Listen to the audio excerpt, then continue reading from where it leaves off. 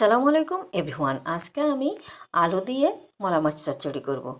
তা আমি আলুটা কুচি করে কেটে নিয়েছি, বেশ কিছুটা পেঁয়াজ কুচি, কয়েকটা কাঁচামরিচ চেরা, টমেটো কেটে নিয়েছি, স্বাদ মতো লবণ, হাফ চামচ হলুদের গুঁড়া, 1 চামচ ধনিয়া গুঁড়া, 1 চামচ কাঁচামরিচের গুঁড়া, 1 চামচ পরিমাণ জিরা বাটা, 1 চামচ সরিষা বাটা, 2 চামচ পরিমাণ আদা রসুন বাটা, আর বেশ কিছুটা পরিমাণ আমি তেল দিয়েছি, দিয়ে খুব ভালো করে মাখে নিয়েছি।